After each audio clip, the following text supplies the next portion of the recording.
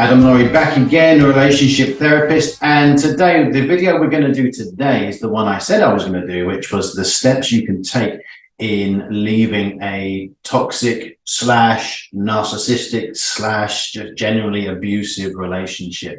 So these are the steps to think about once you've identified that the relationship you're in right now or have been in or currently in, obviously, is not right. It's not going well. It's abusive. It's there's so many alarm bells ringing in this relationship. So these are the steps to take should you find yourself within that situation.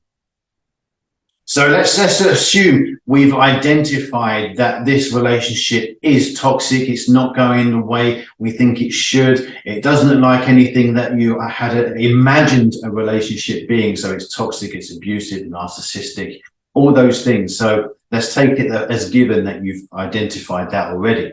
So the first thing step one to do is create a plan of leaving. So never just go with the flow, go with emotions.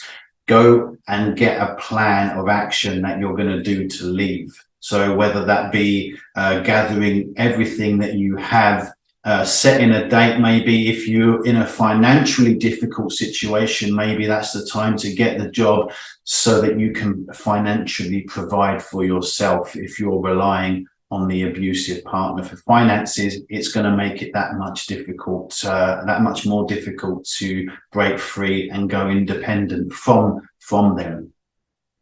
And the second one on our list is seek support, whether that be from close friends, family, relatives, anyone that you can talk to, even a therapist such as myself or counselor, so that they can give you the coping mechanisms and strategies that you need to deal with this situation. Because right in that very moment when you're thinking about leaving this toxic relationship, your head's racing, you're going through all the negatives that could happen, that might happen. So it's important to have in place a series of coping mechanisms and strategies that you can use just to keep your mind easier than it would be if you were just left to your own devices, thinking about all the nightmare things that could happen as a result of this.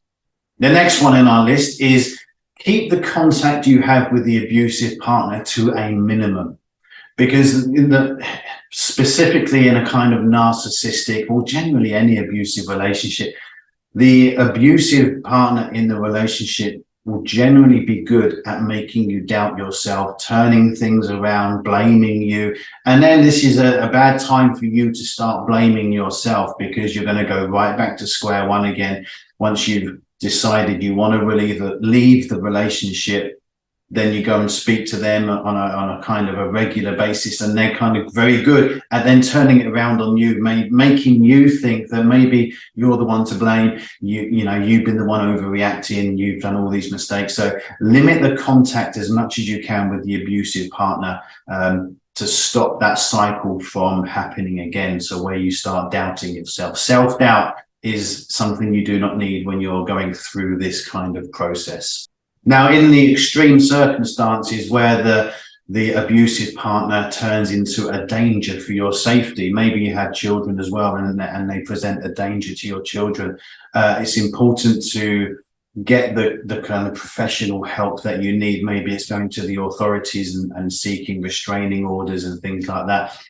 When this is the case, also important to document any kind of any times where the abuse is happening. So dates, times, any eyewitnesses that witnessed it, and again, how it made you feel and what the situation is. So documentation is quite important when you're seeking kind of authoritative intervention. So if you're having to go through that route where this is going to be quite a dangerous thing to do, to leave the abusive partner because you're thinking about all the things they're going to do, it's often a good idea to seek legal advice from then on, just to give you that extra protection and to make it that much more safe for you. Once a relationship is then over, the next step is really focus on your well-being, focus on you. You must develop yourself, turn yourself into a stronger, more independent person. And that is before jumping into any kind of relationship again. So if you are stronger, if you're more independent, you're not going to be sort of trapped by that sort of person again, because you know the signs. So this was a valuable life lesson to you. You saw the signs, you dealt with it, and it made you stronger as a result and more independent. So after the breakup of this abusive, toxic relationship, the important thing is really work on your personal development, you know, studying, getting more knowledge, getting more skills behind you, so that you are that independent person, that to be in that kind of stage where you are independent and got those skills behind you, so you don't ever have to rely on someone else again. So personal development is one of the most important things after that. So really focus on yourself. So those were just the kind of basic steps. Obviously, you could delve quite a lot into each one of those, and everyone's circumstance is different and personal to them. There are so many variables within those listed items that we've just gone through. But these are the stepping stones. Within each one, you can make a good plan and a strategy to leave this relationship, however you do it. So making sure also, as I said before, make sure you've got those close friends, family around you, any support that you can get from, like I said, either a therapist or a counselor to help you cope with this situation. So if you enjoyed that video, click a like and subscribe. That would be much appreciated as well. Keeps this channel going. And yeah, next video will be coming up very soon. And until then, I'll speak to you soon. Take care. Bye.